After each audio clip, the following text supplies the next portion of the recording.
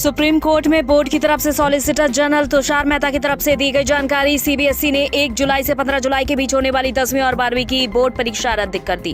Petrol diesel के दाम बना रहे नए रिकॉर्ड। डीजल के दाम में लगातार 19वें दिन हुई बढ़त। इतिहास में पहली बार डीजल हुआ 80 रुपए के पार। फिर याद आया 25 जून 1975 का दिन। 25 जून 1975 को देश में लागू हुई थी इमरजेंसी की बरसी पर अमित शाह का कांग्रेस पर निशाना। जनता पर जिस तरह से पेट्रोल और डीजल के दामों की दोगुनी मार पड़ रही है, उससे हर कोई हैरान और परेशान है। देश में लगातार 19वें दिन डीजल की कीमत में बढ़ोतरी हुई है। यहाँ देखने वाली बात यह है कि राजधानी दिल्ली में डीजल की कीमत पेट्रोल से ज्यादा हो गई है। भारतीय इतिहास में पहली बार डीजल 80 के पार पहुंच गया। पिछले 19 दिनों में डीजल की कीमत कुल 10 रुपए 63 पैसे प्रति लीटर बढ़ी है और पेट्रोल 8 रुपए 66 पैसा प्रति लीटर महंगा हुआ है। गुरुवार को पेट्रोल की कीमत में 16 पैसे की बढ़ोतरी की गई। इसके बाद दिल्ली में 1 लीटर पेट्रोल की कीमत 79 रुपए 92 पैसे हो गई। वहीं डीजल की कीमत में 14 पैसे की बढ़ोतरी हुई, जिससे राजधानी में डीजल की कीमत 80 रुपए 2 पैसे प्रति लीटर हो गई है। तो वहीं इस तरह से बढ़ते पेट्रोल और डीजल के दामों को लेकर जनता की क्या प्रतिक्रिया है, हम आपको दिखाते हैं। का रेट ज़्यादा क्यों हो गया? क्योंकि नॉर्मली कॉमन मैन के पॉइंट ऑफ व्यू से ये जो हो रहा है ये तो समझ में आ नहीं रहा है कि ये हो क्यों रहा है। और ऐसे में सरकार को जो भी कंसर्न मंत्रालय है उनको एक स्टेटमेंट लेकर आना चाहिए कि ये बढ़ क्यों रहा है, वरना तो सारी जनता जो है ये तो परेशान हो ही रही है कि ये बढ़ रहा है और क्यों। जो चीज़ एक्सप्लेन हो जाए उसके लिए जनता भी कोऑपरेट करेगी, जो एक्सप्लेन नहीं हो जाए तो उसके लिए आदमी तो परेशान रहेगा ही रहेगा। ऊपर सबसे बड़ी बात है, सी वी आर वर्किंग, बट जो ट्रांसपोर्ट है, और हम तो ये सोच रहे हैं कि कमोडिटीज़ अभी और महंगी हो जाएंगी। सारा मतलब मोस्टली इंडिया जो है डीजल फ्यूल पे ही चलता है। तो times are tough, and apart from dealing with this virus, we just have to bear the brunt. Diesel के पैसे ज़्यादा होना कहीं ना कहीं एक आम और गरीब आदमी के जेब पे इनडायरेक्टली वार है। तो ये एक तरफ देश का युवा बेरोजगार है, दूसरी तरफ अगर मान लो कहीं आदमी को ज़रूरत के अकॉर्डिंग कहीं जाना भी पड़ रहा है तो वो भी पेट्रोल और डीजल के इतने ज़्यादा रेट बढ़ रहे हैं कि ये बंदा जा ही नहीं पाएगा। तो कहीं ना कहीं सरकार को इस पर संज्ञान लेना चाहिए। सिंपल सी चीज़ है, अभी इस टाइम पे तो ऐसा कुछ करना नहीं चाहिए, क्योंकि अभी वैसे ही लोगों के पास वैसे काम धंधा है नहीं, और ऊपर से तुम डीजल और पेट्रोल के रेट और बढ़ा दो और लोग वैसे ही भुखमरी से मर रहे हैं। 25 जून 1975 का दिन, जिसने पूरे देश को झकझोर कर रख दिया था। आज के ही दिन पूरे देश में आपातकाल तत्कालीन पीएम इंदिरा गांधी ने लागू किया था। तो वहीं आज आपातकाल के बरसी पर अमित शाह ने कांग्रेस पर निशाना साधा।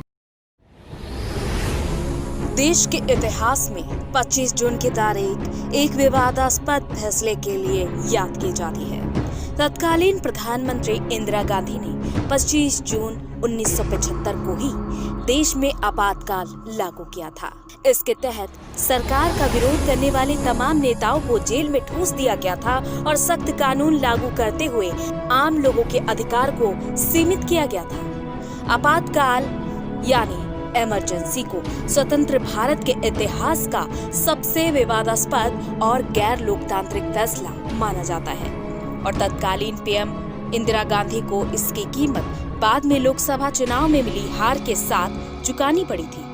तत्कालीन राष्ट्रपति फखरुद्दीन अली अहमद ने तत्कालीन भारतीय प्रधानमंत्री इंदिरा गांधी की सिफारिश पर भारतीय संविधान की धारा 352 के अधीन आपातकाल की घोषणा की थी।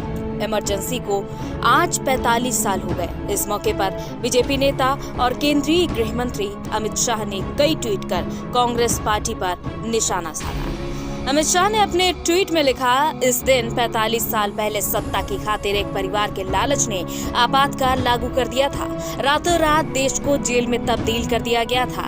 प्रेस, अदालतें, भाषण सब खत्म हो गए। गरीबों और दलितों पर अत्याचार किए गए। एक अन्य ट्वीट में शाह ने लिखा, लाखों लोगों के प्रयासों के कारण आपातकाल हटा लिया गया था।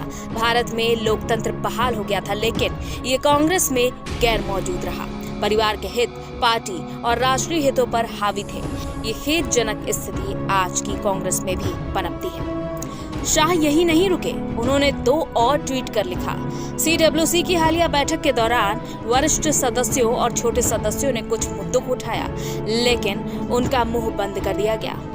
पार्टी के एक प्रवक्ता को बिना सोचे समझे बर्खास्त कर दिया गया। दुखद सच्चाई ये है कि कांग्रेस में नेता घुटन महसूस कर रही है। अपने एक अन्य ट्वीट में शाह लिखते हैं, आपातकाल की मानसिकता आखिर क्यों रहती है? ऐसे नेता जो एक वंश के नहीं है, बोलने में असमर्थ क्यों है? कांग्रेस में नेता क्यों निराश हो रहे हैं? दिल्ली के शाहजहां में पुलिस और बदमाशों के बीच मुठभेड़ हुई। इस मुठभेड़ के दौरान पुलिस के हत्थे एक कुख्यात बदमाश चढ़ गया, जिससे पुलिस फिलहाल पूछताछ कर रही है।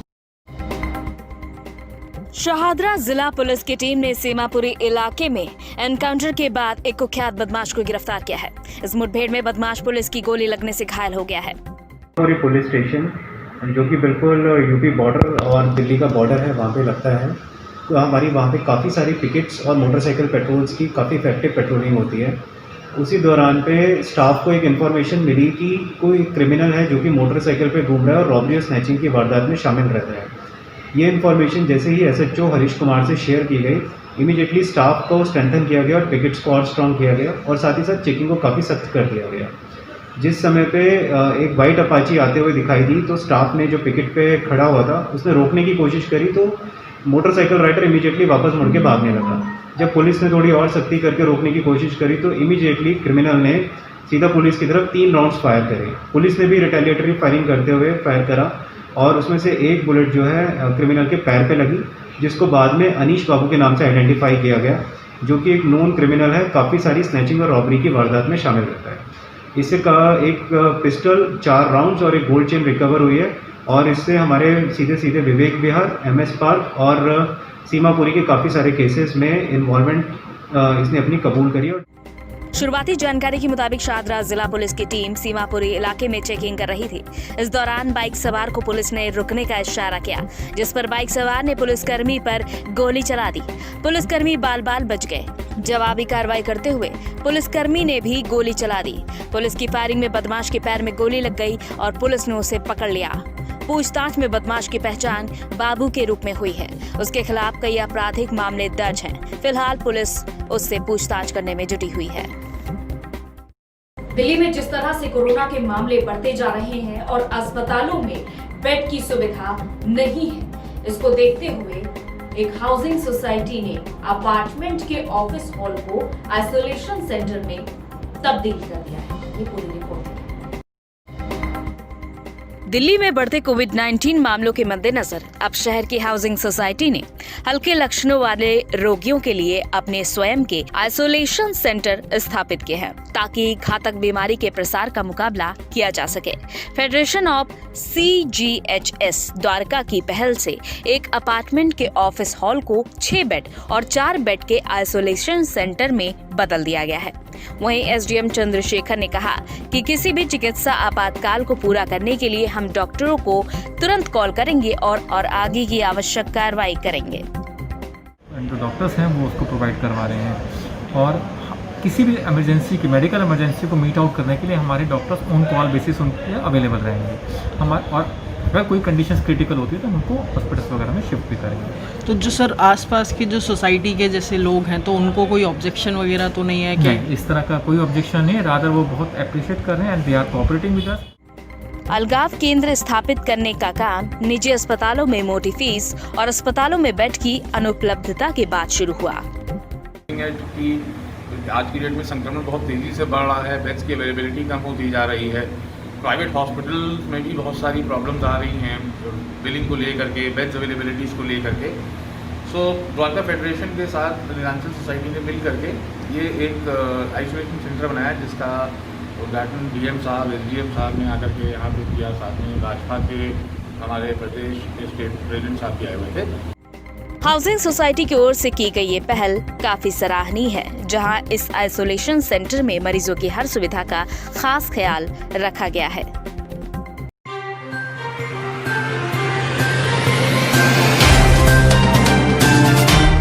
Subscribe now and press the bell icon.